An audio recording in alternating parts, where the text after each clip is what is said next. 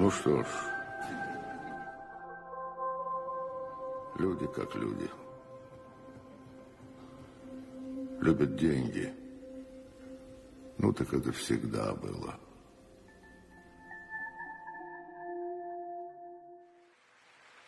Деньги. Деньги трудно любить без стремления обладать ими. Поэтому здесь практически невозможно избежать отношений зависимости. Можно только стараться свести их к минимуму. Радуйтесь, если к вам пришли деньги, но ни в коем случае не убивайтесь по поводу недостатка или утраты денег, иначе их будет все меньше и меньше. Если человек мало зарабатывает, то типичной его ошибкой будет нытье по поводу того, что денег вечно не хватает. Параметры такого излучения соответствуют бедным линиям жизни. Особенно опасно поддаваться тревоге, что денег становится все меньше.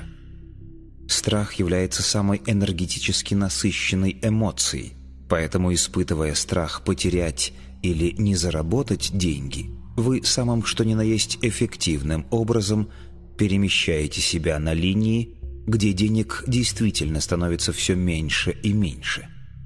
Если вы попались в эту ловушку, выбраться из нее будет довольно трудно, но можно. Для этого необходимо устранить причину избыточного потенциала, который сами создали. А причиной его является зависимость от денег или слишком сильное желание их иметь. Для начала смиритесь и довольствуйтесь тем, что имеете. Помните, что всегда может быть и хуже.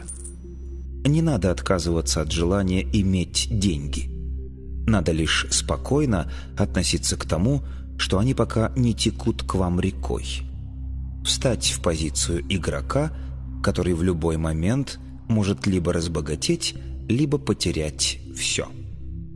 Многие маятники используют деньги в качестве универсального средства для расчетов с приверженцами. Именно деятельность маятников привела ко всеобщей фетишизации денег. С помощью денег можно обеспечить себе существование в материальном мире. Почти все продается и покупается.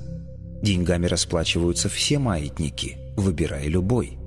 Здесь кроется опасность. Клюнув на приманку сложным блеском, очень легко можно свернуть на линии жизни, далекие от вашего счастья. Маятники, преследуя свои интересы, создали миф о том, что для достижения цели нужны средства.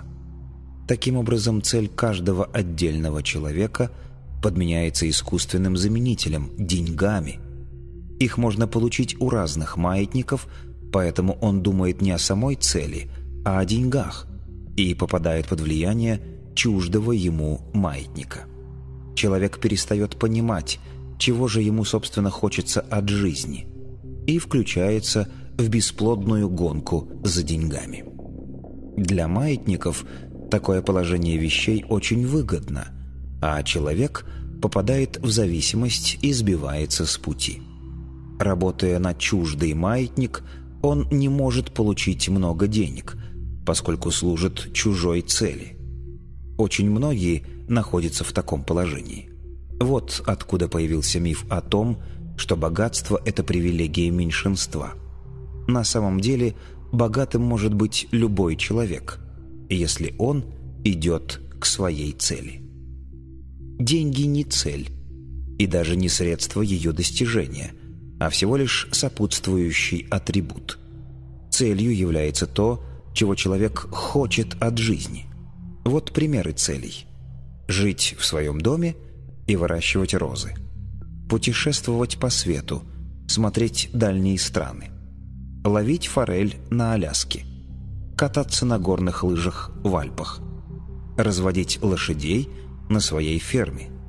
Наслаждаться жизнью на своем острове в океане. Быть звездой эстрады. Рисовать картины. Понятно, что некоторых целей можно достигнуть, имея мешок с деньгами. Большинство людей так и поступают, стремятся получить этот мешок. Они думают о деньгах, отодвигая саму цель на задний план. В соответствии с принципом трансерфинга они пытаются перейти на линии жизни, где их ждет мешок. Но, работая на чуждый маятник, мешок денег получить очень трудно или вообще невозможно. Так и получается, что ни денег нет, ни цель не достигнута. Иначе и быть не может. Ведь вместо цели излучение мысленной энергии настроено на искусственный заменитель. К этому вопросу мы еще вернемся в главе «Цели и двери». Сейчас сделаем только один упрощенный вывод. Если вам кажется, что ваша цель может быть реализована только при условии, что вы богатый человек, пошлите это условие ко всем чертям. Допустим, вы хотите путешествовать по свету. Очевидно, для этого нужно много денег. Чтобы достигнуть желаемого, думайте о цели, а не о богатстве. Деньги придут сами, поскольку являются сопутствующим атрибутом. Вот так просто. Не правда ли, звучит невероятно? Однако это действительно так, и скоро вы в этом убедитесь. Маятники, преследуя свою выгоду, перевернули все с ног на голову.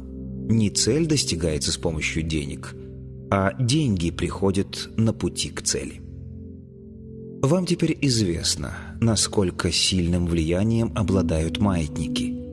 Это влияние породило множество заблуждений и мифов. Вот и сейчас, читая эти строки, вы можете возразить, но ведь и так ясно, что сначала человек становится крупным промышленником или банкиром, или кинозвездой, а потом уже миллионером. Вероятно, вот только миллионерами стали только те, кто думал не о богатстве, а о своей цели. Большинство же людей поступает наоборот. Либо служат чужой, не своей цели, либо подменяет ее искусственным заменителем, либо вовсе отказываются от нее из-за невыполнимого условия быть богатым. На самом деле ограничений по богатству не существует. Вы можете хотеть все, что угодно. Если это действительно ваше, вы это получите. Если же цель навязана вам маятником, вы ничего не добьетесь. Более подробно о целях мы поговорим позже. Здесь я забегаю вперед, но иначе не получается, потому что о деньгах, в общем-то, сказать нечего. Опять повторюсь, деньги – это не более чем сопутствующий атрибут на пути к цели. Не беспокойтесь о них, они придут к вам сами. Сейчас главное снизить значимость капитала до минимума, чтобы не создавались избыточные потенциалы. Не думайте о деньгах, думайте только о том, что хотите получить. В то же время к деньгам нужно относиться внимательно и бережно. Если вы увидели на земле мелкую монетку и вам лень за ней нагнуться, значит, вы не уважаете их вовсе. Маятник денег вряд ли будет к вам расположен, если вы относитесь к его атрибутам небрежно. Не нужно беспокоиться, когда вы тратите деньги. Тем самым они исполняют свою миссию. Если вы приняли решение их потратить, не жалейте. Стремление копить кругленькую сумму и как можно меньше тратить ведет к созданию сильного потенциала. В одном месте скапливается и никуда не уходит. В таком случае велика вероятность потерять все. Деньги нужно разумно тратить, чтобы было движение. Там, где нет движения, появляется потенциал. Богатые люди не зря занимаются благотворительностью. Так они снижают избыточный потенциал накопленного богатства.